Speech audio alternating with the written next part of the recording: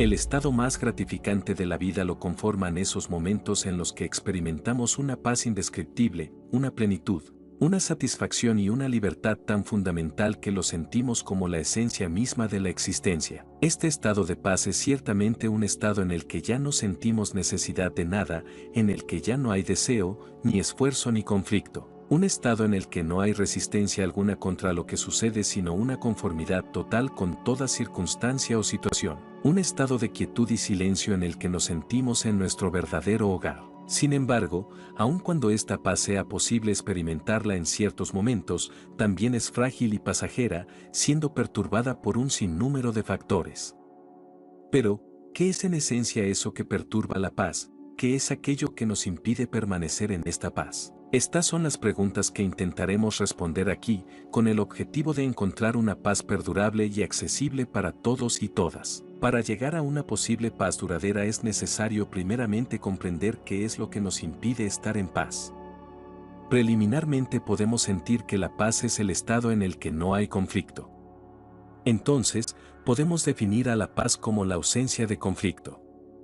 Ahora bien, ¿qué es el conflicto? El conflicto es la oposición entre dos o más fuerzas o voluntades. Si dos o más fuerzas o voluntades están en oposición, entonces hay conflicto. Observando cuidadosamente la naturaleza del conflicto, vemos que la condición indispensable para que haya conflicto es la división o separación. Si no hay división ni separación, no habría conflicto, pues el conflicto requiere dos o más fuerzas diferentes. La paz es entonces eso que existe en ausencia de la oposición de dos o más fuerzas.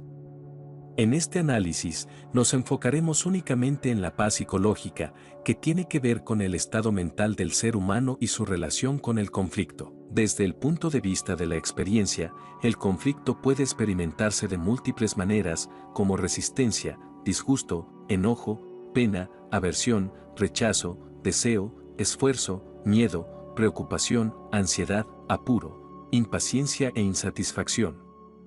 Todas las expresiones de conflicto generan inquietud y la inquietud no es otra cosa que sufrimiento. Es decir, lo que uno experimenta como sufrimiento es en esencia conflicto o la ausencia de paz. Pero, ¿quién es el que experimenta todo esto?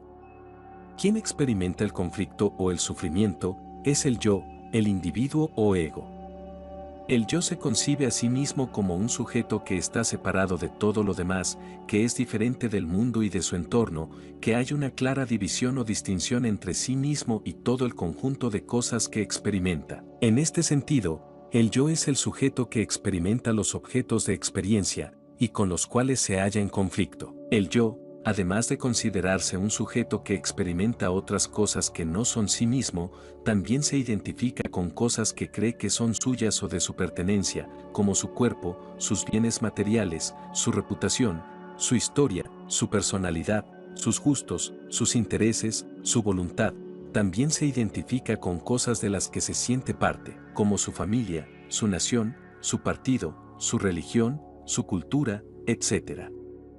Es decir, el yo construye su identidad en base a lo que cree que le define, a lo que cree que le pertenece y a lo que cree formar parte. Esta división o separación entre la identidad del yo y el resto de las cosas, la división entre el yo y el no yo, o lo otro, tarde o temprano crea conflicto, porque necesariamente este yo tiene que enfrentarse contra el no yo, contra lo que no forma parte de su identidad.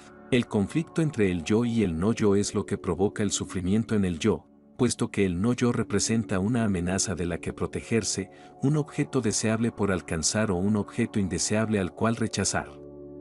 Mientras el yo perciba diferencias entre sí mismo y el no yo, el conflicto es inevitable. Es decir, si hay yo entonces hay no yo, que es el conjunto de cosas que el yo asume no ser, y si hay un yo en contraste con el no yo, entonces hay conflicto. El yo individual y separado es necesariamente una negación de todo lo demás y por lo tanto se pone en confrontación con aquello que niega. Al decir yo soy esto, necesariamente implica que yo no soy aquello, de modo que, al crear su identidad, el yo se contrapone con aquello que no forma parte de su identidad y esta contraposición da lugar al conflicto y, por lo tanto, al sufrimiento. Podemos decir entonces que cuando hay yo, hay sufrimiento. Por lo tanto, este proceso de identificación, que crea el yo y el no yo, y que a la vez es un proceso de reidentificación constante, pues el yo y el no yo cambian con el tiempo, es la causa del conflicto y del sufrimiento. Sin embargo, esto sugiere que hay algo de donde se origina la identificación y que de por sí está libre de tal identificación, libre de yo y de no yo. Por lo tanto, debemos preguntarnos, ¿qué es eso de donde surge toda identificación? Aquello de donde surge el proceso de identificación debe estar, necesariamente, libre de identidad, o más bien, no puede estar sujeto a una identidad creada o construida. Toda identidad creada o construida es una identidad artificial y falsa, solo la identidad que está libre de toda identidad sobreimpuesta puede ser original y solo la identidad original es real. Esto implica que este proceso de identificación se origina de la identidad original, si tal cosa puede decirse, para identificarse con algo, con un yo, el cual es necesariamente una identidad artificial. Además, el proceso de identificación también implica un proceso de diferenciación con el que el yo se diferencia de un no yo, de aquello que considera diferente de sí mismo. De este modo, se parte desde la identidad original hasta llegar a un yo y un no yo, por un proceso de identificación o diferenciación, respectivamente. Tales procesos de identificación y diferenciación pueden generalizarse en un proceso de discriminación en que la identidad original es dividida en dos partes. Debe resultar evidente que sea lo que sea que esta identidad original sea, debe estar libre de yo y no yo, pues ambos son resultados de un proceso de discriminación o división. Esto significa que la identidad original no es un yo separado del no yo, es la identidad en la que no existe tal dualidad, sino que abarca la totalidad de la existencia, tanto el yo como todo lo demás. Se podría decir que es una identidad neutra que no se identifica con nada en particular ni se diferencia de nada ajeno, algo así como un yo desprovisto de todo sentido de individualidad y separación. Una identidad que no encuentra nada distinto de sí misma y en la que no hay división ni oposición. Sabiendo que tal identidad original carece de todo sentido de dualidad o diferenciación y que no es un yo separado del no yo, queda responder a la pregunta, ¿qué es esa identidad original? Para responder a esta pregunta es necesario reconocer que toda identificación es en esencia pensamiento o actividad mental. La identificación yo soy esto, distinto de esto otro es de por sí un pensamiento o un movimiento mental. Por otro lado, es necesario reconocer que todo pensamiento viene y va, lo cual sugiere que tiene un origen de donde surge y un destino en el que se disuelve. Asimismo, todo movimiento mental sugiere que hay un fondo inmóvil sobre el cual aparece el movimiento. Por lo tanto, la cuestión de conocer qué es esa identidad original se reduce a determinar qué es eso que existe independientemente de todo pensamiento y de toda actividad mental. Entonces, podemos reformular la cuestión acerca de la identidad original con la pregunta, ¿cuál es el soporte y origen de todo pensamiento o actividad mental? Se podría decir que tal cosa es la mente, pero debe ser una mente sin actividad, una mente completamente vacía, quieta y en silencio. Pero como la palabra mente generalmente se asocia más a la actividad y no a la quietud y al silencio, es conveniente utilizar otro término. Utilizaremos aquí el término observación, pues tiene una connotación más pasiva. La observación no es propiamente una actividad pues está siempre presente, se haga o no se haga nada. La observación está presente tanto si hay actividad como si no hay actividad. No se puede evitar dejar de observar, pues se observa incluso cuando no hay voluntad de hacerlo. Siempre se está observando, sin que pueda evitarse. La observación está presente incluso cuando no hay nada que observar, de la misma manera que el ojo sigue viendo aun cuando vea solo una completa oscuridad. Es decir, la observación está presente tanto en la absoluta quietud y silencio, libre de pensamiento y actividad mental, así como en presencia de estos. Esta pura observación es lo mismo que conciencia. Esta conciencia no debe ser entendida como esa conciencia que se contrasta con la inconsciencia, sino la conciencia que está incluso presente presenciando el estado inconsciente. Esto último puede parecer contradictorio, pero tal cosa como inconsciencia es incomprobable y de hecho imposible, puesto que debe haber conciencia para experimentar la inconsciencia. Es decir, solo la conciencia existe y la inconsciencia es solo una apariencia. De este modo, la identidad original es pura observación o conciencia. Toda identidad adicional no es más que un pensamiento o actividad mental que se origina y se disuelve en la conciencia. Solo la conciencia libre de toda identificación, diferenciación o división es la verdadera identidad. Es decir, en la conciencia, tanto el yo como el no yo son lo mismo, pues ambos son pensamientos que son observados por la conciencia. El proceso de identificación / diferenciación o discriminación / división separa la observación o conciencia en tres partes: el sujeto que observa, el objeto de observación y la observación misma. El sujeto se siente separado del objeto de observación, sin embargo, el sujeto mismo no es más que un conjunto de pensamientos o una identidad pensada y por lo tanto es también un objeto de observación. De este modo, el sujeto se funde con el objeto de observación, siendo la misma cosa. Ahora bien, ¿esta unidad sujeto-objeto es diferente de la observación en sí misma? Lo observado no puede ser diferente de la observación misma puesto que se origina de, aparecen y su sustancia es la conciencia misma. En otras palabras, el sujeto se funde en el objeto y el objeto se funde en la observación. Por lo tanto, la división entre sujeto-objeto-observación es solo artificial, pues en la observación o conciencia, que es la realidad de todo ello, no hay división. Es decir, la división entre el yo y el no yo es tan solo un pensamiento, pero un pensamiento no es la realidad. La identidad original, la conciencia, no se limita a un yo, pues eso sería contraria a su naturaleza ilimitada, ya que la conciencia es indivisible, pues no hay esto ni lo otro, y lo que es indivisible no tiene límites. La conciencia es el fondo de realidad sobre el cual las divisiones, los opuestos y los límites parecen existir.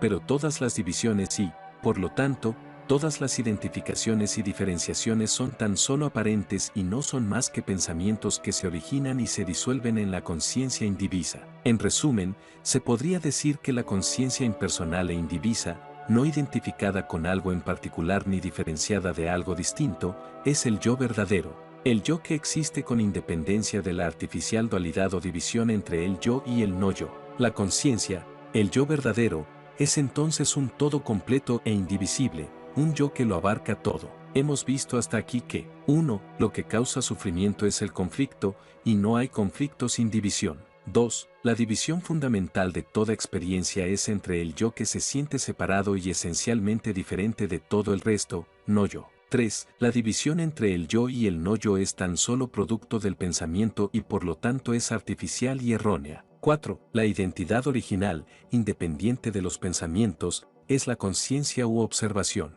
5. La conciencia es indivisa, siendo un todo completo e indivisible. Continuando con esta secuencia lógica, se puede inferir que la conciencia, siendo indivisa, está libre de conflicto y por lo tanto libre de sufrimiento. Es decir, la identidad original, la conciencia impersonal, realmente no sufre. Esto puede constatarse también por el hecho observable de que el sufrimiento es solo producto del pensamiento, ya que es el pensamiento el que evalúa una cosa o situación como penosa e indeseable y esta evaluación es la que causa el sufrimiento, y no la cosa o situación en sí misma, ya que la conciencia existe independientemente de los pensamientos y está presente incluso en presencia de estos. La conciencia es independiente del sufrimiento, la conciencia no sufre. Entonces, se puede concluir que la naturaleza inherente de la conciencia, o identidad original, es la paz libre de conflicto, libre de sufrimiento y libre de inquietud. Al no haber división en la conciencia, no puede haber conflicto y tampoco puede haber sufrimiento. El sufrimiento es solo un producto del pensamiento, que crea la aparente división y conflicto, pero la conciencia existe independientemente de los pensamientos y por lo tanto no está sujeta al sufrimiento. El sufrimiento es ilusorio, así como lo es el yo que cree estar sufriendo. El yo que sufre, no es el yo real, es tan solo una identidad pensada y por lo tanto artificial. La identidad original no es un pensamiento y no está sujeta a las fluctuaciones mentales. El yo verdadero, la conciencia impersonal e indivisa, está presente observando el ilusorio sufrimiento, sin sufrir por ello. Así, la naturaleza intrínseca e inviolable del ser es la paz / libertad / felicidad / plenitud. En relación al sufrimiento, hemos reconocido principalmente dos cosas. 1. El estado natural e inviolable del ser es la paz, la no división, el no conflicto, El no sufrimiento. 2. El sufrimiento es solo el producto del pensamiento y como tal no es natural sino solo artificial. Así, el sufrimiento es artificial y la paz es natural. Así como el estado natural del cuerpo es la salud y la enfermedad es tan solo un estado momentáneo y circunstancial, el sufrimiento es como una enfermedad, pero una enfermedad que es sugestionada por el pensamiento y que por lo tanto no es real, no es el estado auténtico del ser. Siendo el sufrimiento solo un estado sugestionado por el pensamiento, entonces debe haber una manera de despertar, por así decirlo, de esta sugestión y permanecer en la paz intrínseca del ser. Esta paz del ser no es algo extraño que nunca hemos experimentado ni un estado al que solo podemos acceder en experiencias excepcionales, al contrario, la paz del ser es simplemente eso que permanece cuando no experimentamos conflicto con ninguna experiencia. La paz del ser está siempre presente como el fondo de silencio y quietud sobre el que aparece todo pensamiento y conflicto, pero que no es afectado por estos, sino ocultado, aunque ni siquiera ocultado sino más bien desenfocado, tal como la pantalla permanece presente cuando las imágenes aparecen sobre ella y que siempre está visible pero la atención no está enfocada en ella sino en las imágenes. Cuando la atención regrese desde los pensamientos y se enfoque en la quietud y paz inherentes del ser, los pensamientos ya no tendrán poder para causar conflicto ni sufrimiento. Por lo tanto, la práctica para llegar a permanecer en la paz del ser consiste esencialmente en traer la atención al origen de todo pensamiento, hasta tal punto que se mantenga allí, sin ser perturbada por los movimientos mentales. Cuando la atención está firmemente enraizada en la paz del ser, los movimientos mentales no la perturban. Una vez establecida la atención en la paz del ser, los pensamientos pueden aparecer pero ya no causan conflicto. La paz del ser es la conciencia pura, que está de por sí libre de toda identificación artificial, que no se identifica con un yo ni se diferencia de un no yo. Solo cuando hay un sentido de individualidad se puede decir yo sufro, es decir, cuando la atención se enfoca en el yo pensado o la identidad creada, entonces ese yo sufre. Por lo tanto, la práctica de mantener la atención en la paz del ser es un proceso de desidentificación, de disolver el yo, y por ende el no yo, en su fuente. El proceso de volver de una identidad pensada y artificial a la identidad original, que es la conciencia indivisa e impersonal. Teniendo en cuenta que incluso el yo artificial es solo un conjunto de pensamientos, toda la cuestión se resume entonces en dejar de tomar en serio todo pensamiento, incluido el pensamiento de la propia identidad, para asentarse en la conciencia pura, que está siempre presente como el fondo y el origen de todo pensamiento y actividad mental. Para esta práctica, se debe tener bien presente la siguiente premisa: ningún pensamiento es verdadero. Convencerse de que esto es cierto y usarlo cada vez que los pensamientos asaltan, hará que estos vayan perdiendo el poder que tienen para hundirnos en el conflicto y en el sufrimiento. Paradójicamente, esto no deja de ser un pensamiento, pero por de pronto este pensamiento debe ser el prioritario, pues es el pensamiento que irá debilitando todos los demás pensamientos y, sobre todo, sus efectos. Al reconocer que todo pensamiento no es verdadero, se le va restando poder, pues su poder está en directa proporción a que tanta atención reciba y que tanto se crea en su historia. Si a un pensamiento se lo observa como algo claramente ilusorio, entonces no tiene ningún poder de sacarnos de nuestro centro o eje, que es la paz. Retornar constantemente a esa conciencia que existe independientemente de todo pensamiento, sin tomar como cierto ningún pensamiento, eso es retornar a la fuente, a la pura conciencia, a la paz inquebrantable del ser. Solo cuando se cree lo que dice la mente, el yo inventado cae preso del sufrimiento y la perturbación. La principal forma que la mente tiene de manipularnos es haciéndonos creer que está en lo cierto y de que es necesaria. Esta es la misma manera que un tirano astuto tiene para someter a su pueblo, haciéndole creer que es necesario y que sin él todo será peor. Esta es la mentira de la mente y su mentira es su tiranía. La creencia de que la paz y la libertad dependen de circunstancias y condiciones es de por sí la mentira fundamental a la que la mente recurre para sostener su dominio. Dejar de creer lo que dice la mente es retornar a la libertad original, libre de la tiranía de la mente. Ningún pensamiento es necesario, ningún pensamiento tiene importancia, pues ningún pensamiento es real. Lo real es solo la pantalla de fondo sobre la que aparecen todos los pensamientos. Lo real es lo único que importa, lo real es la libertad misma. Descartar todo pensamiento, experiencia, juicio, valoración, etc., es dejar de rendir pleitesía a la mente. El objetivo del pensamiento que descarta todo pensamiento como ilusorio es mantenernos en la paz libre de toda perturbación, hasta tal punto que la mente ya no tenga poder para sacarnos de ella. Entonces, ese pensamiento pierde su función y debe ser también descartado, para que quede solo eso que permanece en ausencia de todo pensamiento, el silencio, la quietud, la conciencia pura. Al llegar a este punto nos daremos cuenta que siempre hemos estado allí, en la paz y la libertad incondicional del ser, y que la mente, con todas sus mentiras y engaños, siendo en sí misma una ilusión, no puede perturbarnos ni someternos. La paz del ser es incondicional e imperturbable, pues es la realidad misma. Este estar firmemente asentado en la realidad es la libertad original. La paz imperturbable del ser ya está aquí y ahora y solo el pensamiento hace parecer que no. Es el mismo pensamiento el que sugiere que la paz debe ser alcanzada en algún tiempo. Eso es así pues la mente no puede pensar más allá del tiempo y el tiempo no es más que una invención de la mente. Es más, la mente no puede existir sin tiempo, pues todas sus actividades implican tiempo. El tiempo no es más que un pensamiento y por lo tanto es ilusorio. Todo lo que está en el tiempo es ilusorio, pues el tiempo implica cambio y solo lo que está en el presente inmutable es real. Incluso la idea de practicar la paz para en algún momento alcanzarla, es absurda, pues ¿cómo puede alcanzarse lo que ya está siempre? Pero esto la mente no lo puede comprender, por eso cree necesitar práctica. Solo cuando el yo está en la mente, el yo cree que puede cambiar y por lo tanto cree que puede alcanzar la paz en algún momento. El yo mental o la identidad artificial jamás podrá alcanzar la paz, por mucho que se esfuerce. Solo cuando el yo mental se disuelve, la paz del ser se revela como el eterno presente. Solo cuando todo esfuerzo llega a su fin, se descubre aquello que es sin esfuerzo.